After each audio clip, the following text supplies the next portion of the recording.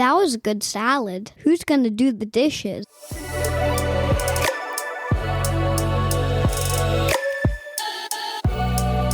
Hi, I'm Ho Shun Ho. I'm living in Vancouver, BC, Canada, unceded territory of Musqueam, Squamish, and Tsleil-Waututh nations.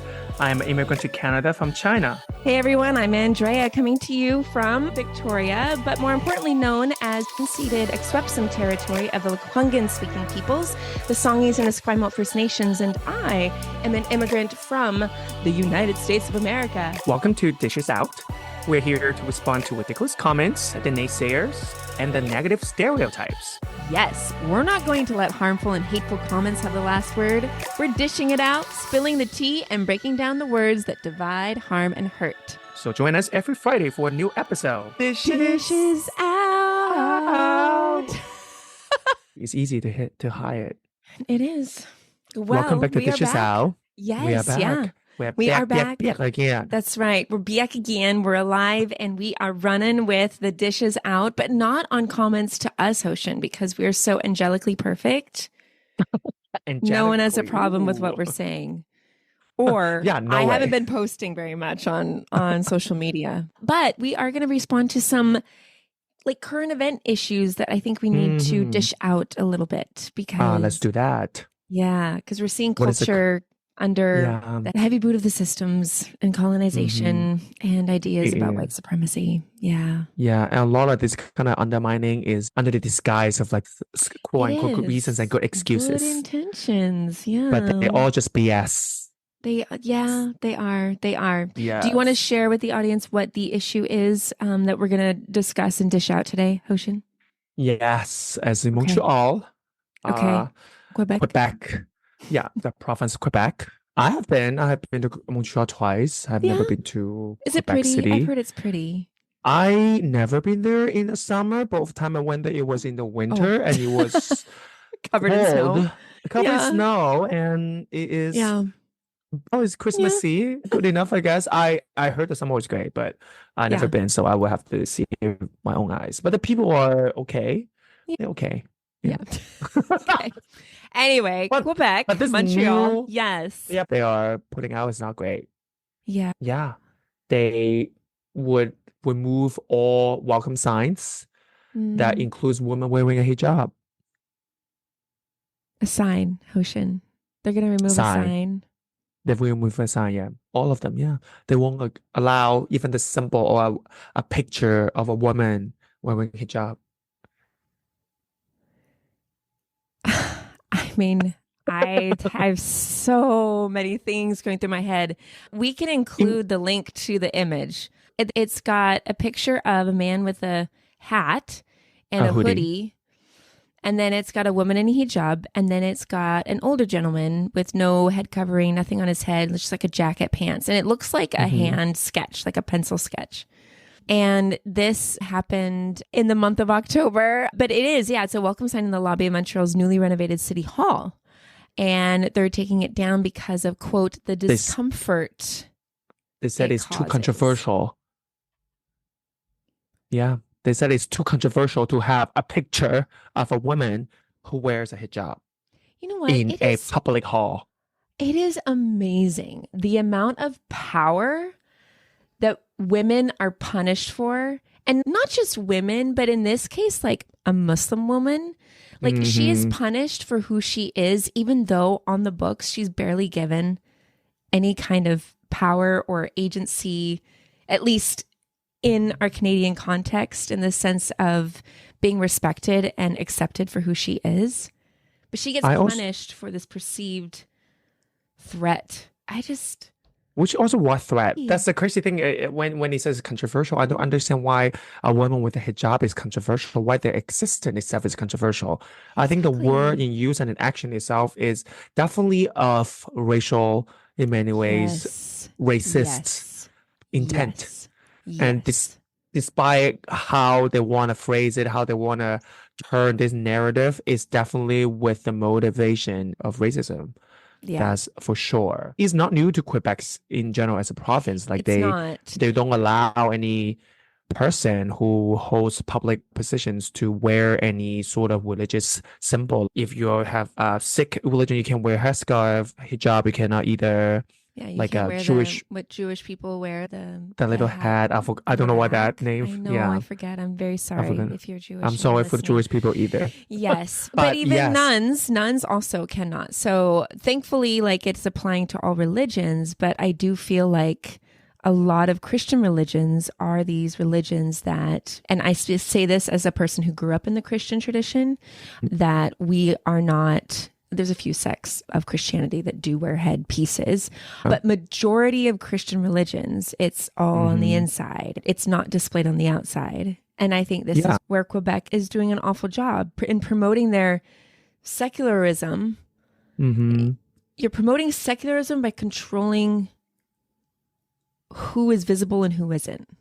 Yeah, I think you're absolutely right on the money there. Yeah. Like this so-called secular sounds like so good. Oh, we just want to put religion out of public space. We want to I get create that. like an equal. Totally. Yeah, absolutely. Mhm. Religious and politics doesn't necessarily have to mix. I understand that, but Yeah. this so-called quote unquote good intent is also very biased It in the is. sense that imagine if Christian faith, Uh-huh. everyone of Christian faith, no matter what kind of sector you're in, have to wear a gigantic, big ass scarf, red scarf. Let's say Yeah. that is what you have to wear if you are Right. of Christian faith.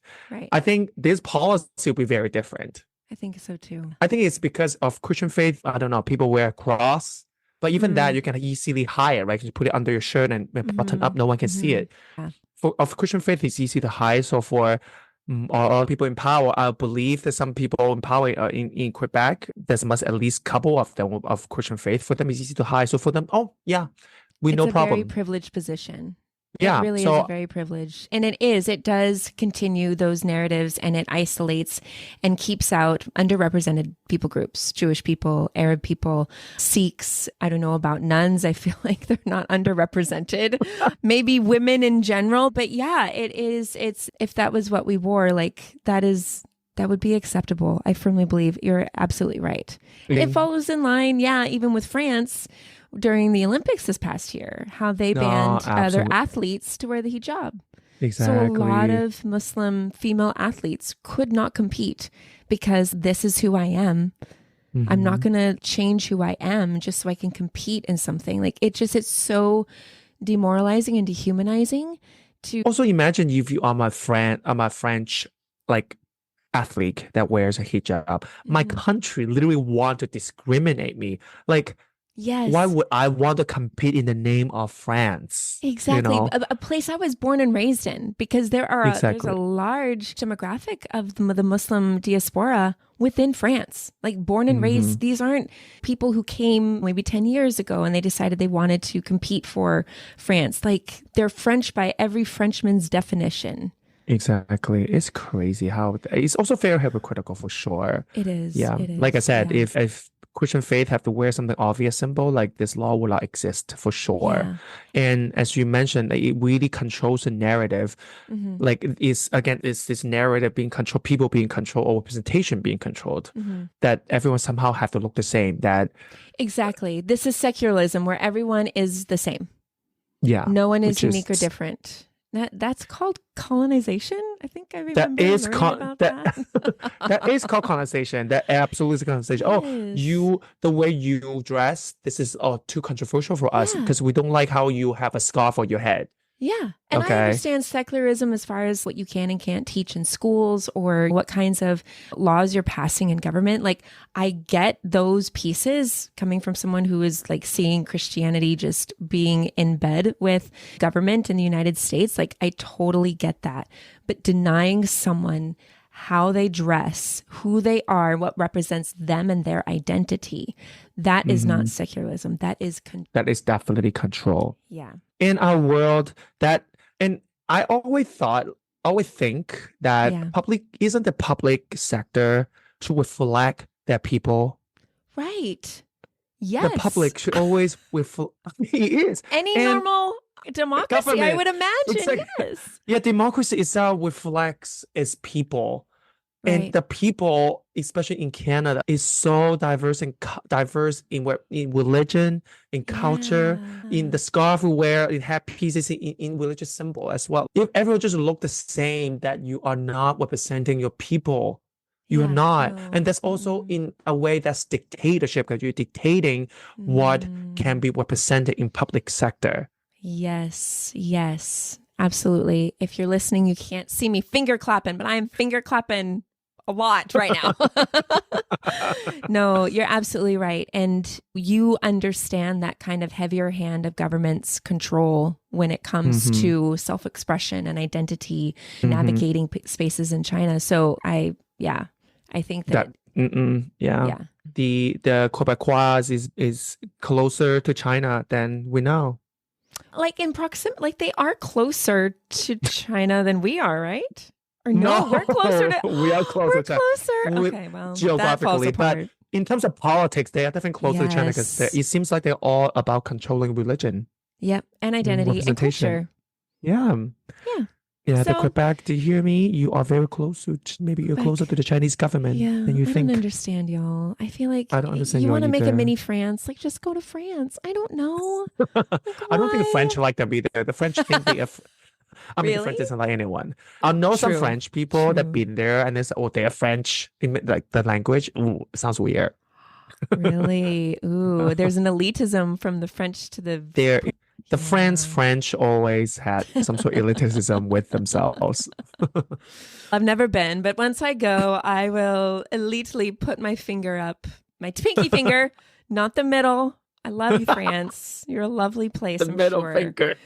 But the pinky finger to show my elitism. But maybe, anyway, So we'll leave it at that. But that's our dishes out. So I think we can do a better job, like really understanding what secularism is versus multiculturalism or plural. Like, I just feel like there is a way to have a secularist society and allow people to be who they are. You're not losing anything. Okay. You're not. No. You're not losing. In fact, it. You're embodying. You're embodying your people. Yeah, exactly. And your people. You're representing your people. If you care for your people. Exactly. Which Quebec, if we need to go to coffee. Let's just talk. Okay. Let's just have a conversation about culture and integration. We got two people who are willing to have that with you. So anyway, join us next week for another Dishes Out. We'll probably be looking at another recent event. But if you do have any comments for us, please send us a message on TikTok. It's Canadian.salad. And we are also on Instagram, Canadian Salad. Or you can send us a message directly on our website, canadiansalad.ca. And we'll talk to you next week. We'll talk to you next week. Bye. Bye.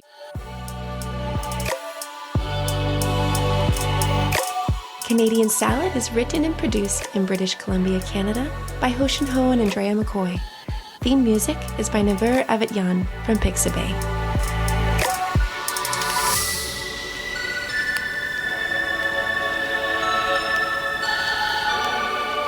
I like oranges with my salad.